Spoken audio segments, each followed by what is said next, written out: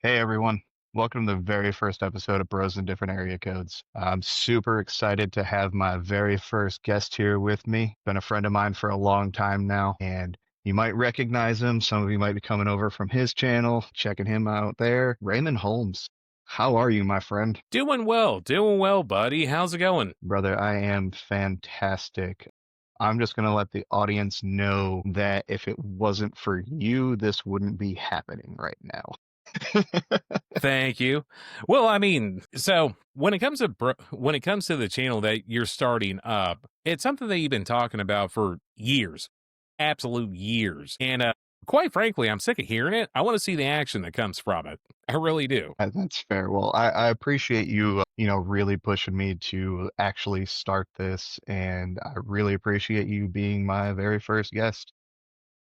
Hell So yeah. this podcast wouldn't make much sense if I didn't have somebody here doing it with me. So I'd just be talking at everybody for absolutely no reason. So, well, man, hey, so first and foremost, this is Bros in Different Area Codes. So why don't you go ahead and grace the people? What area code do you currently live in? So currently, where I live is in the 407, which is going to be the OG Florida area code for Orlando. Now, some of the area codes I've lived in before was let me take a look at my notes because I suck at math. Well, so born and raised in Orlando, I'm a multi-generational native to Orlando, which could be a good thing, potentially a bad thing too, depending on how you look at the news headlines. But one of the first places I moved to when I was 18 was down to Fort Lauderdale, which is going to be the 754 area code. And shortly after turning 21, I moved up to the 324 area code, which is going to be Jacksonville. But currently reside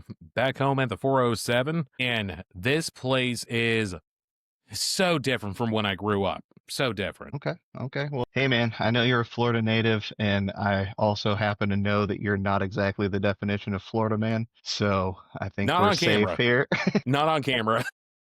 Exactly. Exactly. So, hey man, I'm just gonna kind of, ask you a few questions here, and why don't you just go ahead and tell me a little bit about your childhood? Tell me about growing up a little bit, and get me through like your later teen years. Yeah, sure thing. Sure thing. So, growing up in Orlando is not what some people may expect whenever it comes to living in Florida. Because for a lot of people that aren't native here, it's their dream to come to Florida, whether it be for vacation, whether it be to live here, visit a family, whatever the case may be. So, growing up in Orlando was a very polarizing experience. So, I found out over my later years, in a sense that I was born in downtown Orlando, and that was back in 1987. I'm old. And Super good year. Super good yeah, year. 87 is a solid year. Solid year. But after a couple years in downtown Orlando, my father wanted to buy a boat. And what do you do whenever you buy a boat? You don't buy the boat, you get a house on the outskirts of Orlando at the time. So in 1991, we made the move from the immediate, what's now known as the Soto area of Orlando, about downtown Orlando, super creative, I know, over to the West Orlando side of places, which is going to be the Ocoee Winter Garden area, as a vast amount of people have moved to in recent years. And when we moved over to this side of town, we were surrounded by orange groves, and we got our very first Publix. Now, for those that are in different places and whatnot that may not be familiar with the sumptuous goodness of a pub sub of the Southeast, Publix is a grocery store, but it's so much more. It's indigenous to Lakeland, Florida, OG to Florida through and through. But I mean, for the longest time, from 1991 to the early 2000s, that's what I grew up with was orange groves. We had the Publix, my sister and I, which is a little bit older than me, only by 18 months or so, almost Irish twins, not quite. But that, I mean, we would ride ATVs all around through the orange groves and whatnot. I mean, it was pure bliss looking back at it, just to be able to have the freedom to do whatever we want, whenever we wanted to. After about 2000, that's when things started getting a little populated around where I live. Because, I mean, like I said, we were out in the country. In 1991, the main highway coming through where I'm at was still partially dirt. I mean, 1990s. wild concept in Orlando. Right. Well, hey man, let me be the first to just jump right in and just say, like, as a resident of the 607 in upstate New York and in northern Pennsylvania growing up, I'll apologize for being one of those Northeasterners that used to invade you guys Well, I every mean, year. in all fairness, they're not all bad. Especially for the people from the New Yorkers from upstate New York, because I mean, y'all are country just as we are down here, just in a different way. But like, you guys don't bother me as much as the people from like New York City, the Bronx, and whatnot. Yeah, like New York City proper. But I mean, all is fair down here when it comes to Florida because we see everybody from everywhere. To skip forward through some of the childhood upbringing, what I do currently outside of the Intoxication Station podcast that I run, where we review different restaurants, distilleries, and breweries throughout the state of Florida, my full time day job, one that actually brings in a sizable income, is I drive for Uber. Now, for a lot of people that may do some of the gig work out there in Orlando, you can do a pretty good job, provided that you put in the time and dedication, just like any other thing that you do in life. And with the going on 10 years of doing Uber on and off, past 3+ years of doing Uber full time, I've had everyone from everywhere. I've had people from all 7 continents, every island, territory, province, you name it. I've had everyone in my vehicles over the years. But the ones that surprised me the most are people from either North Dakota or Wyoming. Fair enough. Fair enough. Oh, Yeah, yeah, my brother is actually a current North Dakotian, I think North that's what you'd call Dakotian. him. He's been up So there he, for actually, man, probably 10 plus years now driving truck. So, oh, God. he's kind of up there doing that. Yeah, just to, I don't mean to cut you off, but if you guys don't know, Ray has a podcast YouTube channel called Intoxication Station, do food reviews and restaurant reviews around Florida. It's awesome. Check them out. They're they do some really cool stuff.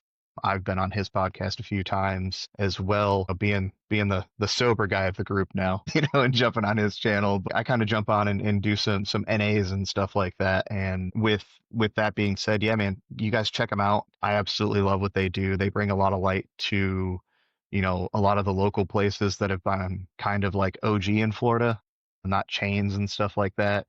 And honestly, like, it's probably because of your guys' channel, but like anytime I come through that area now, I'll be checking out those restaurants for sure. Oh yeah, because the thing with Florida in recent years, let's go ahead and fast forward a little bit. The thing with Florida in recent years is that there's so much more options than compared to what it was pre-COVID. Because COVID was a huge dividing line in the sand, if you will, from Florida prior to 2020 to what it is currently. In a sense that there's so many places out there now that I never thought would have existed in the state of Florida, let alone this far south of the Mason-Dixon line. Right. Because in some of the future episodes that we're going to have on the Intoxication Station channel, we reviewed a meadery, and I, for the love of God, cannot pronounce the name of this place. It's some super fancy place, but this was absolutely stunning. Like an absolute 10 out of 10. Would recommend for a date night, corporate event. Even if you're starting off the evening or in and off the evening with friends that are visiting to the area and whatnot. It's just such a super gorgeous place. And without doing the proper research, i.e., me driving around with Uber, just aimlessly picking out all these places, but without the proper research, these are places that would be left to the local limelight alone that absolutely deserve the recognition that we try to bring to the channel. Absolutely. Absolutely. And I think you guys do an awesome job. And I mean, I personally, like, I think it's awesome that they come in and let you guys record and do all of that stuff. I know some places are a little put off by some of that sometimes just because of, influencers and stuff like that now. But I Well, think if you're there to do a legit actual review and, especially showing a local place a lot of love and stuff like that. oh yeah. And honestly, Well, I think some of them, like, I feel like you're not a good business if you aren't also willing to take a little criticism as well on absolutely. certain So, things.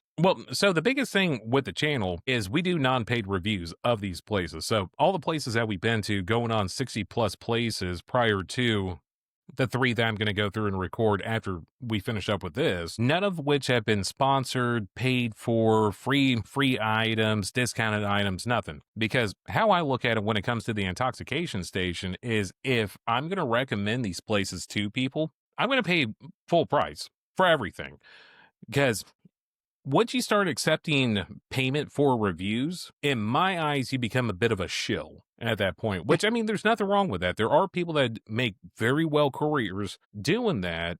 And just from an ethics point of view, in my eyes, anyways, that's not a proper way to do proper reviews of these places. Now, with that said, we have been sponsored by one of the events that we did back in July, which was the Battle Bros Wing Battle of Daytona. After doing some communication with their social media manager or whatnot, we were graciously given, we didn't ask for them, we were given forcefully almost tickets to be able to check out the event, which was such a great event that I would have been happy to pay for, let alone be bestowed free items or free tickets to be able to check out the show. And they do very well for themselves. And, you know, shameless plug for them. If you're ever in the Southeast, they do events up in Georgia, predominantly in Florida. And their biggest thing is that for X amount, depending on each event, because some events are going to be a little bit more extensive than others, some of which are going to have free alcohol, food whenever you're there. Some of them you have to pay for, but it's purely dependent on the event. It is one of those things that it's absolutely worth the time and effort to go to these places and check out the Battle Bros events that do come up. Just because, not because they're paying me, they've done that a long time ago, but they are genuinely fun events to go to. Right. Although caveat, July, probably not the best time in Florida to go anywhere outdoors. But aside from that, they did their best. They did make it a nighttime event, which makes it a hell of a lot more easier on the soul and body and everything. Lot less of that big fireball in the sky beaming down on you. Big angry ball of fire in the sky trying to kill everybody, giving them skin Especially in melanoma Florida. and everything. Oh, it's so rough down here. Now, I was gonna say too, man. You know, I've watched a few of the videos you guys have put out from that and stuff. Some of the reels and shorts and stuff that you have, and I mean, it looked like it was a blast. All right, well, like I said, man, those Battle Bros, you know, chicken wing event, it looked like it was a blast. I mean, seeing some of those so much videos fun. and stuff just looked like it was a really good time.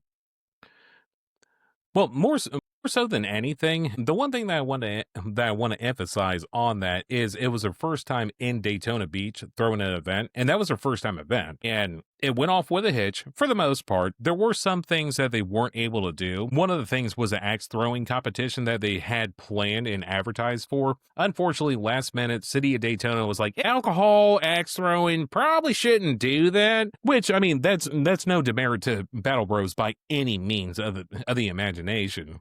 Can I just say the City of Daytona axing that? No pun intended. All the puns intended. Them axing that in like the redneck capital of Florida, in my opinion, is a wild move. That's a bold move, Cotton. Let's see what happens from here.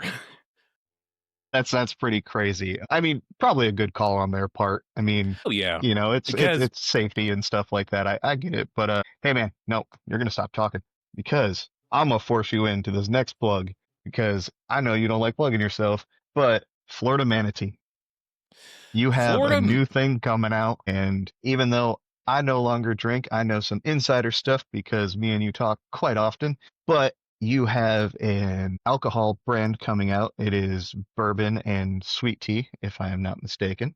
That's correct. And I think it's awesome. You've shown me some concepts, the can designs and stuff like that. And literally, I'll buy some just to have the cans chilling and put up on a shelf because they look so cool.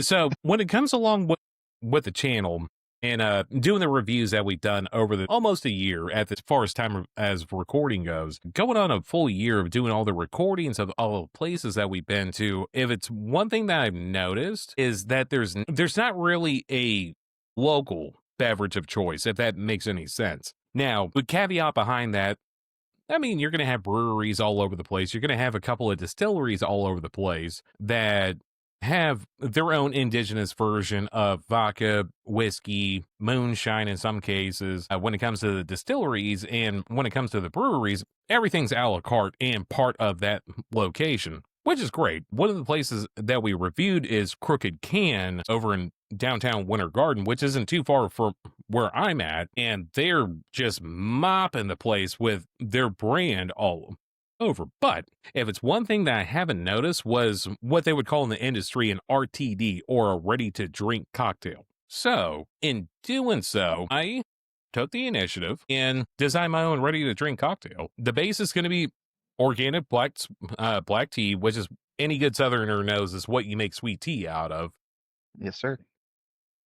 We use Kentucky bourbon only only because in the early stages of Florida Manatee, one of my business partners and I went to multiple distilleries doing just treacherous research on trying to find the right. You like how I said that, right? Yeah. But we did go around to multiple distilleries throughout the state of Florida because surprisingly enough, we do have quite a few distilleries down here. And the bourbon was so good that we didn't want to sully it with adding more to it. That and it was a little bit on the hot side, more nasally than anything. And what we were trying to accomplish is something that is not only one unique to the market, but something that everyone can enjoy and not just the bourbon connoisseurs or someone that's really super picky about their sweet teas and whatnot. And in doing so, we've been able to formulate a really good beverage of which that I haven't came across out of all the places I've reviewed. And like I said, there's been over 60 places that we went to. I would have to double check all the places that we went to, but none of the places that I've been to so far have had anything indigenous to Florida. And that's something that I wanted to bring to market because White Claw, for example, White Claw is a big name. Everyone's heard of White Claw at some point or another, good, bad, or indifferent, but they're based out of Indiana. Twisted Tea is based out of Michigan, maybe, I think. But when it comes to Florida, I mean, Florida as itself, it has grown so much in recent years that it only makes sense to have a cocktail that would represent the state of Florida the way that I would like to represent it. One of the things that we did do, instead of pumping it full of sugar and being that kind of sweet, that southern sweet tea that hurts your teeth whenever you drink it, uh, we did go a different option as far as sweetener goes, which is still natural. We went with monk fruit.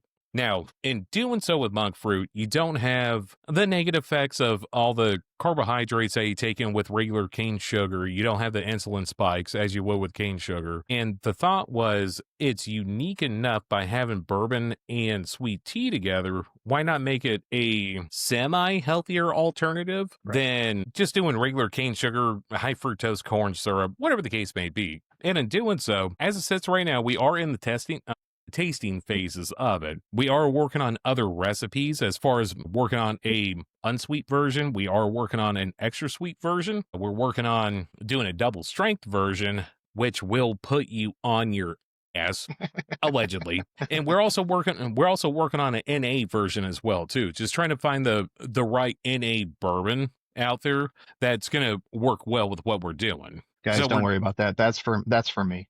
Oh, 1000%. 1000%. All for you. No, and honestly, man, I think I mean, it was real early on when you were thinking about it, and I mean, I think we even kind of brainstormed some names together. We were throwing stuff back and forth, Mhm. just through text and stuff like that. Um, and as soon as you hit Florida Manatee, I was like, yeah, absolutely, that 100% fits. That's like the perfect name. It's kind of, to an extent, it's unforgettable, right? Oh, yeah. Like It really it's is. Because, I mean, it's a twofold thing. One, manatees are the baked potatoes of the ocean. They are absolutely. sweet, docile creatures, and allegedly, through the research I've done, extensive research, mind you, it will make you docile like a sea baked potato that a manatee is. But as far as the verbiage goes, it's a double entendre on the manatee name because traditionally manatee is spelled Manatee, but you throw A at the end of it, it's a whole Hey, different name, but it still sounds the same at the same time. God bless the absolutely. English language. Yep. No, I think it's such a cool idea, and as somebody who's been out of the sphere of really alcohol in general for over 6 years now, like Which that's a congratulations name. to you on that. Thank you. I appreciate that. And Hmm. that's one of those things that I would see and be like, because I'm 12, and it would make me chuckle, and I would never forget it. You know what I mean? And then like I said, I've seen some of your concepts for the label and stuff like that, and obviously you're gonna incorporate a manatee on there and stuff like Oh that. yeah. It'd be silly not to, right?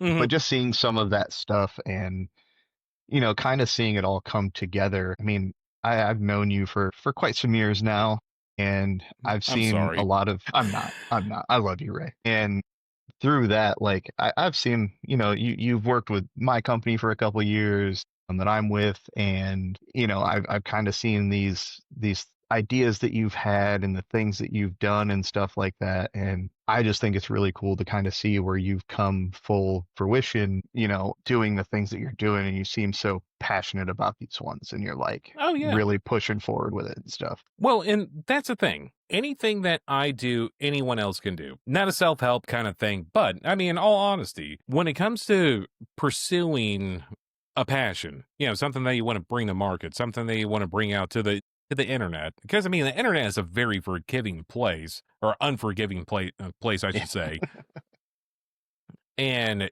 everyone scrutinizes you the entire time, but in the same token, they're not making the same moves as you are. So when it comes to that, it's just one of those things that sink or swim. Sink or swim. You either gonna sit there, tread water, and not make any progress, or you're gonna progress forward when it comes to anything that you want to do in life. It's always been like that for me. Now, that being said, I've had tons of support on my side.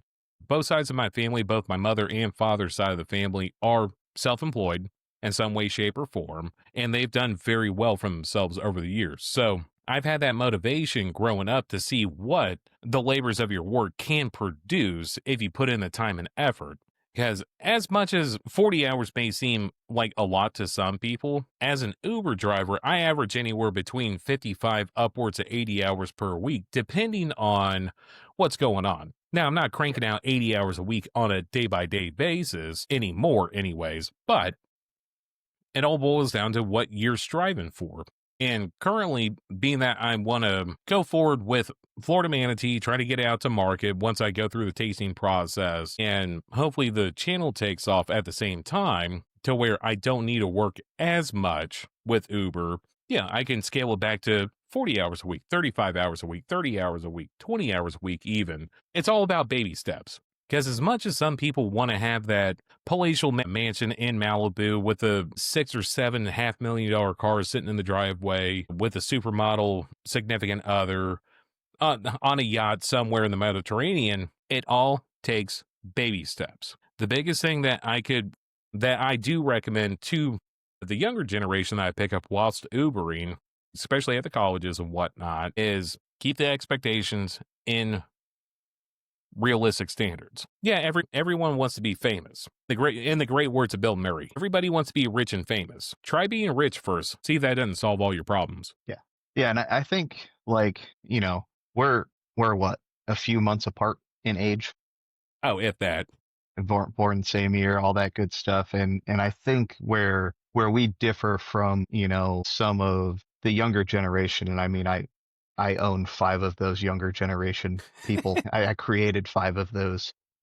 That's right, because you have like a starting lineup for an NFL team of a family. Well, for an NBA team, yeah, I got my starting five, we'll see what we can do. Oh yeah. But, I think for us, we saw our parents be almost diehard workers. Oh yeah.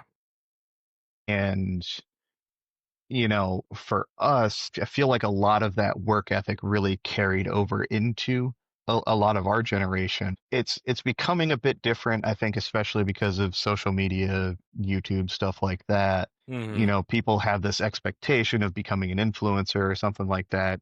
I mean, here I am starting a podcast at almost 38 years old. But for me, it's about the reconnections with people and just having, I feel like something in our generation, like, because we didn't really have access to cameras all the time. Thank Oh no. God, first of all. Dude, if I lived the life that I did then, now, my God, there would be a lot of questions out there, and there would not be a lot of answers at the same time. Here's here's the thing. My record wouldn't be nearly as clean as it is today if we had access to all of this back then.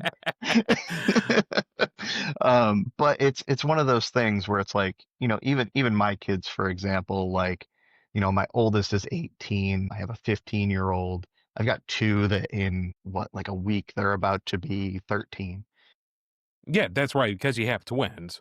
Yep, yep. So, but for me, one of my biggest harps on them has always been like, we're not doing social media. Like, I'm not going to let you guys get roped into that. Um, like all of my kids are homeschooled. You've met my kids. My kids are almost obnoxiously social Oh yeah. when they meet people. Well, not only that, there's some of the best well-mannered kids I've ever came across in my life, and that's Thank saying you. something. I deal with people daily, and I still question my decisions in life that leads me to deal with people on a day-by-day basis sometimes. But no, your kids are amazing. Your whole Thank you. family is. Thank you. Yeah, I've got a pretty great wife too. She's put up with me for 19 years, which is wild. Kudos to her I know. because I barely wanted to put up with me for 19 years. But no, man, there's so many things today that are seem to be like kind of harmful, but like I think in the grand scheme of things, like for me with reconnecting with some people from my past and like really just having these conversations with people and putting them out there, I've never been one that's been shy about like talking in front of people, telling my story, doing things like that. So I kind of have always had this mindset of like, man, if I can find like-minded people who also want to tell their story and share what they have going on, why not get it out to the masses and do that? And for me, it's also like if this thing does take off or do anything at all, if five people near you hear about Florida manatee coming out, they'll be like, "Oh man, I heard about that here," and like I'm gonna give it a try. I heard about Intoxication Station. I'm gonna follow them on socials and watch the podcasts and stuff like that. you know, that's super cool. And that's where this for me is like, it's a networking tool, really. It absolutely is. And I like to keep my circle of people that I hang out with is very small, but I've met a lot of people on my journey through life. And there's a lot of people that I do enjoy. We just don't keep in touch as much. And those are the kind of the people that I'm reaching out to. You and I are different. We talk weekly, whether that's through texting or whatever. More so memes than anything. Absolutely. And nobody should see The, those. oh yeah, but they're so good at the same time. And I But think for me, it's having connections with people is so important. Like if you're not like connecting with people and just even having those times, like even these conversations that I'm about to have with people on here on Bros and Different Area Codes and stuff like that, I think for a lot of people, there's so much help or like almost like a therapeutic release in just having a conversation with somebody. well, it absolutely is. It's super important, and especially for me, like I've been very big on like when I do actually get together with people, like taking a picture with somebody, for example. And I think Mhm. especially for us as guys, like we don't do that nearly ever. Like, and I kind of started making it a point in my life to like if I'm together with my guy friends and stuff like that, I'm the douche that's like, hey, let's take a selfie. But I think that's important because I look back to my teenage years and man, I have so few photos with my friends. And I mean, we didn't have the access to cameras like we do now, but somebody always had like a windy up, portable camera that you had to take to get the photos developed and stuff like that. Those were like around all the time. But moving so many times and stuff like that, I've lost a ton of that stuff. And um, You still I, have the I washing machine though. yeah, dude, you got it. It's crazy. But like I've even like we dug out some old stuff like and I think one of my memories on Facebook today or whatever is some photos that me and my wife put up like the summer that we met. I was 18, she was 21, and I'm pretty sure I am wearing a bikini top and like a lay skirt because I was at a graduation party and why wouldn't I put that on? Of course. I'm from Allegedly may or Florida. may not have been sober. Who knows? Well, I'm from Florida, so that makes sense down here.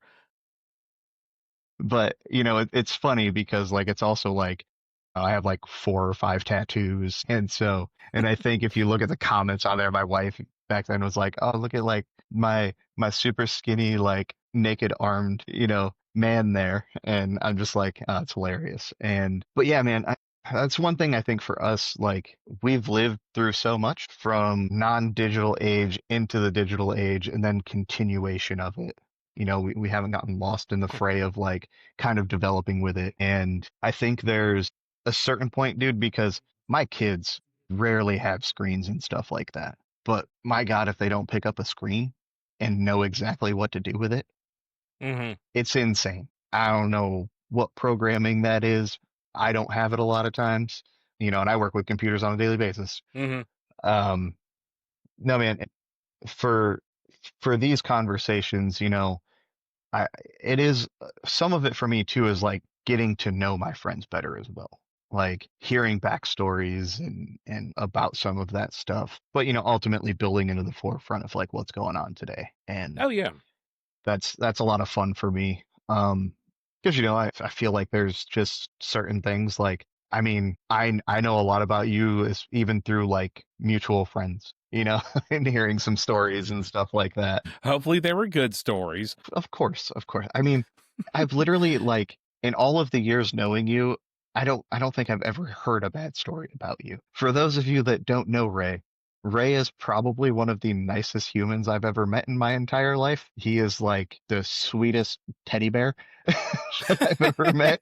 He's such a great guy, and I mean, I have felt him as being like a benefit in my life. He's definitely a person that's never shied away from reaching out or talking if I needed it and vice versa. I think that both of us know that, we're a phone call away if there's any issues or anything like that. Oh yeah. And also, I mean, I plan on coming to Florida hopefully at least once or twice next year, and I'm going to crash on your couch and make you drive me to a competition. So Well, jokes on you. I have a pull-out couch now. even better. Oh yeah. Just watch out for your kidneys. They're not going to feel too good afterwards. That's fine. I'll sleep on the floor. I don't care. There's been some competitions that, Florida is a big place for those of you that don't know, I'm a Duke competitive strongman. And there's a lot of competitions that pop up in Florida. And, for me, a lot of it isn't necessarily the travel down there. It doesn't take me that long to get down there. I'm what, 6, 7 hours from you? No, probably more than that now, Well, being in North Georgia. depending on traffic. Oh yeah, that too. I got to get through So Atlanta. I have to get through Orlando. You know. if it's one guarantee when it comes to the I-5 corridor, you have to contend with Atlanta and Ocala for whatever reason. Because You just had some. Ocala of all things. So to go back to my upbringing a little bit, Ocala is a equestrian center of the United States. A lot of people tend to compare Lexington, Kentucky with the Derby that happens up there. We won't get We don't. into Lexington. We don't We talk don't about talk that about city. Lexington. But when it comes to all the when it comes to equestrian needs, there's a lot of farms, there's a lot of horse stables down here, equestrian farms that do all the training and whatnot for all these professional horse riders and whatnot. And it was prior to 2020 a little no-name town that maybe a handful of people have heard of, to oh my god, why are there so many people living up there currently? Because I mean, this is a place in Florida that I question how they get power to their houses and whatnot. And there's millions of people living up there compared to maybe a couple thousand before, some of which may deviate from the family tree some way or another. But there's so much traffic in Ocala for no reason, like absolutely no reason whatsoever. But I mean, with that is traffic riddled like hell right now. It's currently August 30th at 8:41 p.m. on this recording, and I can almost guarantee that there's a car accident on I-75 going through Ocala right now. Well, that just means that there's one in Atlanta too. Oh yeah. Well, so Atlanta's different because you got 275, you got 285. Like you have a lot of roads going through Atlanta right now. Yeah, but it's always 75. Let's be honest. It's straight through the heart. It's always It's 75. it's brutal. I made that choice of moving myself further from Atlanta for a reason. Um, Hmm. And, it's even where we're at, right, in North Georgia, like it's grown exponentially since I've lived here. Like we moved here in 2018. And to see the explosion of just homes and people and stuff like that due to Atlanta, Mm-hmm. and nobody really wanting to actually live there. They'll go there for work, but nobody wants to live there. Mm-hmm. So, all the surrounding cities get hit and stuff like that, which is just typical for any major city, really. But, moved myself further north, bought some property, got away from all of it, and, just have to go slightly towards it for work. And it's not bad. You know, I love North Georgia. I think I've told you several times, this is a lot like where I grew up in northern Pennsylvania and in upstate New York. Just mountains and farms and stuff like that. This is where I belong. Mm-hmm. I'm fairly country at heart, and I grew Absolutely. up on farms and stuff like that, and I love it, and I always missed it. Like anytime we ever lived in like a town or something like that, I was just like, oh man, there's people next door. I don't like this. There's a next door. Ew. Gross. They're touching me. And it was funny for us too, right? Because my wife has always been like in town, like her whole life. Family's always been in town and everything. And she was always nervous about moving to the country and stuff like that. And as soon as we moved out here, she was like, I love this. And my Mm-hmm. wife actually right now is on a trip. She is out in Washington State and she is out on a farm in the middle of nowhere for like a retreat. And she's been sending me videos, messages, and stuff like that, just being like, I want this. And she like pans out and it's just like expansive nothingness and mountains and stuff like that. And I'm like, finally, you've come to my side of things of get me Which away have from you everything. ever been to Washington State before? I am not first over there. I mean, I've been to Idaho and stuff, which is, Idaho's gorgeous. yeah, I've been, Idaho's phenomenal. Oh yeah. It's one of the few places out west that I've been like, and I was in Boise. Like I was in a city and I was like, I could Sit. live here. Yeah, exactly. Exactly. It's not really much of a city, but it was one of those places that I was like, yeah, I could live here for sure. Like, and then even just driving through some of those states, Wyoming, stuff like that, like it's like, man, I think I just saw a property that popped up that was for sale in either like Wyoming or Oregon, and it was 914,000, and I was like, yes, please give me that. Like I was like, I will take that all day. Like there's nothing around me. Like I can do whatever I want and get away with it. Like absolutely. You could step off your front porch, take a piss, and not have to worry about anybody seeing you. Exactly. Which Hey, technically in Florida, you could do that. It's just whether or not you're brave enough to talk to the cops afterwards. exactly, exactly. I mean, see, I live on 6 acres and I can still do that, Mm-hmm. which is fantastic. I mean, Oh yeah. I think the stepping off the porch and peeing outside is underrated these days. Oh yeah. Well, I mean, So, if you think about it, it's more ecologically friendly than to use a traditional toilet and whatnot. and Now I've got a this septic tank. Come on, I'm gonna fill that up. No, no. Why would you want to do that? Then it's a waste of water too. Put it back in nature exactly. where it came from. I gotta pay for that. Now I'm saying that after about six. I mean, I'm Raymond with Intoxication Station. I'm 6 beers deep right now, only because I mean it wouldn't be my flavor, if you will, if I didn't have a little bit of booze in my system. Working on that note, so you mentioned earlier that you were going on how many years sober again? It was 6 at the beginning of August. I believe August 2nd was 6 years. Nice. So, and honestly, I can pinpoint it almost exactly, and you were there Yeah, yeah. for my last hurrah, if you will. My last drink was in Philadelphia, Mm-hmm. and I had that with some coworkers and some close friends. Ray was one of them. Mm-hmm. Honestly, that whole trip was a big blur of just drinking. Oh my God.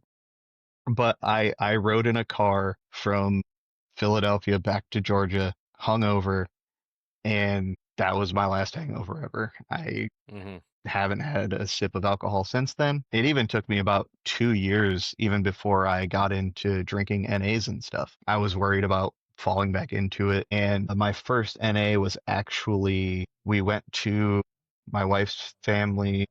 We went to something up in Virginia and we were grilling, and my father-in-law actually came out and handed me a Heineken NA. I was surprised at first because he just handed me a Heineken bottle, and I was like, oh, that's weird. Like, we know I don't drink anymore. Look at it, and I was like, oh, it's an NA. And he's like, yeah, it's actually really good too. Give it a try. I was like, all right, like, I'll give it a try. Cracked it open, took a sip, and I was like, man, it tastes just like Heineken. Like, that's crazy. And I guess I didn't realize that the world of NAs had kind of started moving into that realm of, we're going to start producing better stuff, because I always thought it was just like O'Doul's and stuff Oh like that, yeah. which is absolutely horrendous. Mm-hmm.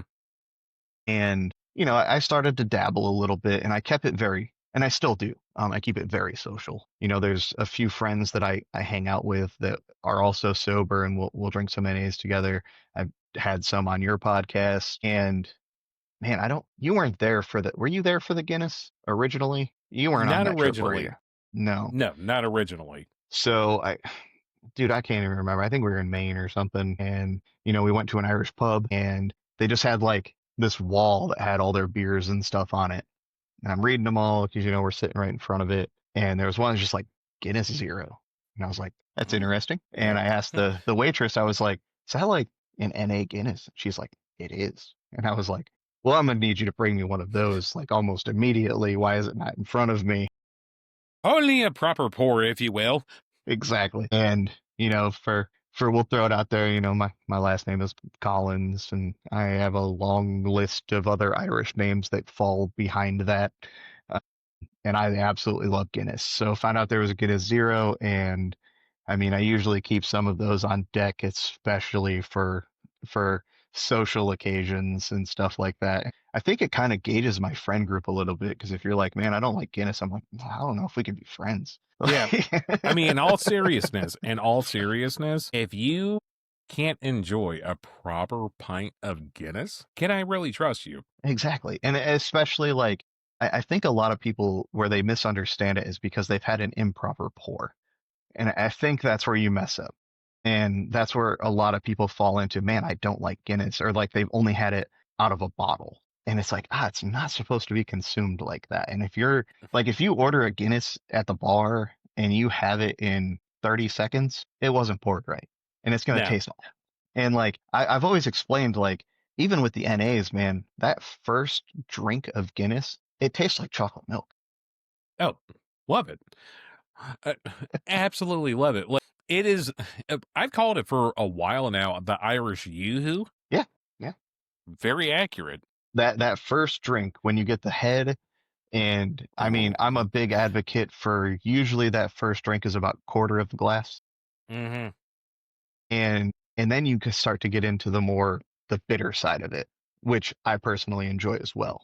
Oh, yeah. So good. I think So it tastes good. great. And I always say, I'm like, let me pour you one. Or go to a pub or a bar that actually knows the proper way to pour. Like, a Guinness should come out of its own tap. Mm-hmm. Usually somebody comes in and trains the staff on how to pour it.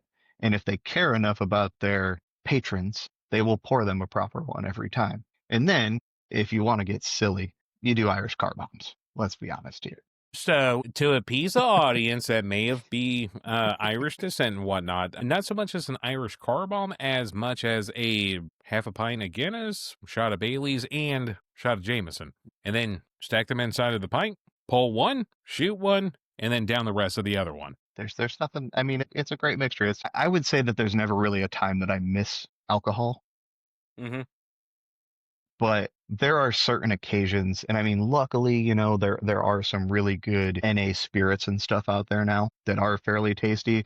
I haven't been quite daring enough to try to do anything silly like that with them. Which is fair.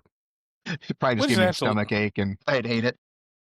There's so much sugar in this. I mean, but it's perfectly understandable as well, too, because so for me, whenever I go to try out some of these places and do the reviews and in proper detail that needs to be maintained to keep up with the integrity of the channel, shameless plug to a video that I did. One of the videos or one of the recordings that we did was over at the Drunken Mullet over in Hernando County, and I found out about baby beers over there. Baby beers are amazing and awful at the same time. I found out that if you do 15 baby beers within about 30 minutes, you don't remember a lot afterwards. And that was a rough night. So I was told anyways. I don't remember shit from it. But well, I mean, when it comes to going back to the NA stuff, I mean, one of the things that we're trying to do over at Florida Manatee is create an NA version that harkens back to the original taste of what we're going for.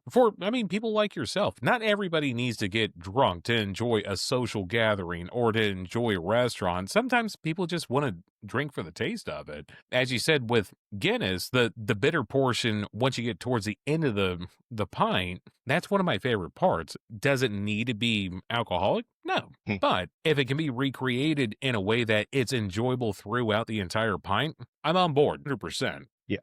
So I don't know what kind of research you've done into it, but there actually is a Kentucky NA bourbon. It's called Kentucky 74. Okay.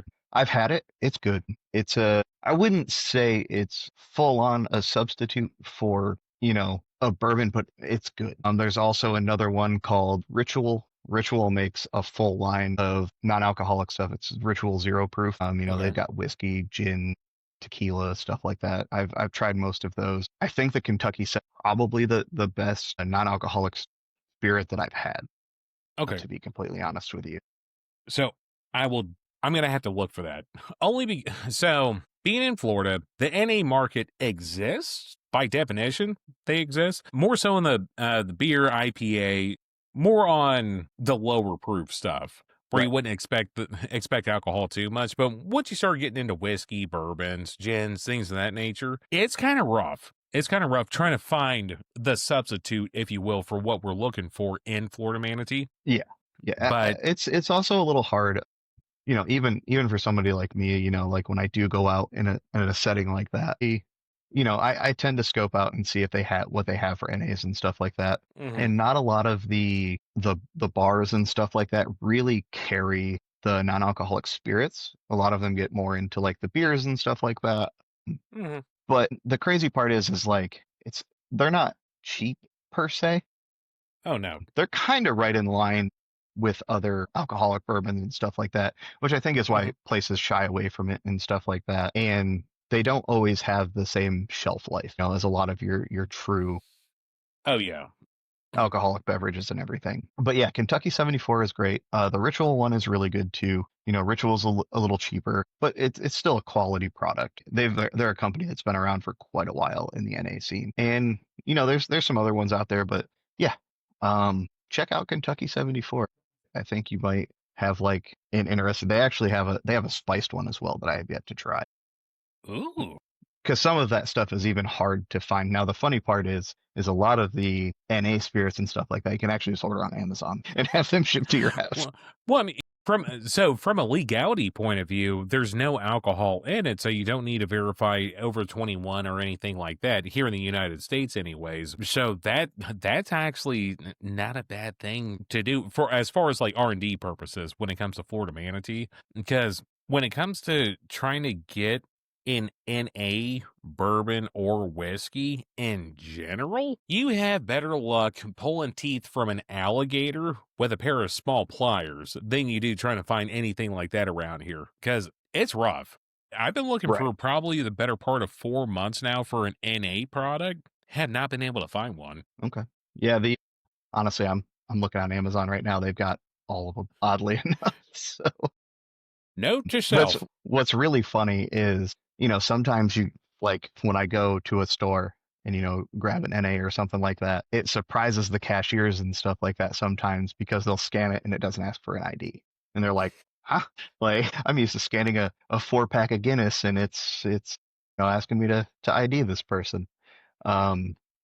So and I mean, I think it's really cool too that you're taking that initiative as well and thinking about serving that NA market. And I think there is a market for it. I mean, it does seem like some of the newer generation is really kind of getting away from drinking as much as we did when we were coming up. So as far as time of recording, just the other day, I did see a post where millennials or Gen, God, what fucking generation are Z, we in? Gen Gen Z. Z. Yeah. Gen Z is drinking less than the millennial generation as a whole, which is good because it gives me more to work with for my channel, of course. Yeah, it's always Yeah. for research purposes, but I don't know if they could handle it. Like I know their livers are all new and unburnished and whatnot, but if they drank more than us, holy shit, my dude, I don't think it would work out too well. There's have you oh man, I've had some reels and YouTube shorts and stuff pop up recently where it's like this newer generation and they're finding out about some of this stuff and they're like, I'm trying Mad Dog 2020 for the first No, time. And then it's don't, somebody from our generation like popping up and like being like, don't do that. You're no, not built for this. no. It's not for you. And then I saw another one the other day where it was like, there's a younger dude. He's like, all right, we're about to do this shot of Everclear. And I'm just like, my eyes widened and I was like, let's see how this ends for you, young sir, because you're going to We're hate gonna this. lock in and see what actually happens. Oh, dude, I was laying in bed. I sat up and was like, all right, let's see what's going on. I know And dude, how it's going to end, but does he know how it's going to end? and like it was so funny because I mean, I don't even think I remember my first shot of Everclear when I was younger, and I don't want to. No one ever does. No one ever does. But They go it's off even of the like, myth. okay, They go off the myth and lore that happens afterwards from stories that have been told of what happened to you. yeah, and you don't want that. You don't want that. Like, I'm amazed that they still are allowed to legally sell Mad Dog 2020 and stuff like that because I didn't think it was a thing until recent. I think they Like, brought my it back, God. to be completely honest with you. Like, I feel like it disappeared and then they brought it back and like kicked out some new flavors. And it's funny because, I'll walk through a convenience store and, most of the time, like energy drinks and stuff are like right next to the alcohol. So, I get a Hmm. good scope of that stuff and I see bottles of Mad Dog 2020 and there's like the grape and the strawberry. And I'm just like, oh, the memories are bad. The memories are horrendous. And The memories the memories are there but did not record in process. A corrupt file, if you will. Oh my God. So, all right, man. Well, hey, I really, really appreciate you doing this first episode with me. Yeah, absolutely, man. I've I, been I pushing you always, long enough. exactly, and I always love talking to you and getting together and stuff like that. One more time for everybody, shamelessly plug all your stuff you've got going on, and we'll wrap this up. You got it. So, I'm Raymond with Intoxication Station. What I do, I perform reviews of all restaurants, distilleries, and breweries throughout the state of Florida, all the way from the Panhandle all the way to Key West eventually. All reviews are non-paid, non-advertised, non-discounted. Everything that we do is out of pocket, just so we can promote small business throughout the state of Florida. Adjacent to that, one of the side projects that Intoxication Station has is Florida Manatee, which is going to be a bourbon and sweet tea cocktail that comes ready in a can. Hopefully, sometime in 2026, we can potentially have it out to market from a state standpoint. And from there, with enough pressure from the out of state market that loves the product, we could potentially bring it over to other states as well. I would like to see it go nationwide as anybody would. On top of that, we do have a couple other things that we are working under the Intoxication Station name that are to be determined at this time. Currently working out all the licensing and all the permitting needed for it. So thank you so much for having me on board, Derek. It's been an absolute pleasure. Yeah, I appreciate it, man. I believe all of your socials for our Intoxication Station FL on Correct. everything. Correct. S- I encourage you guys to go check them out. Like I said, even if you're not into the drinking side of things, dude, their food reviews and everything are just so much fun. And some of the interviews that he's been able to do with some of the owners of the establishments and stuff like that are just great. Hearing their stories and where they're coming from and why they do what they do. mhm. Super cool. And Ray, again, I thank you for pushing me to do this. And this has been the very first episode of Bros in Different Area Codes. Thank you.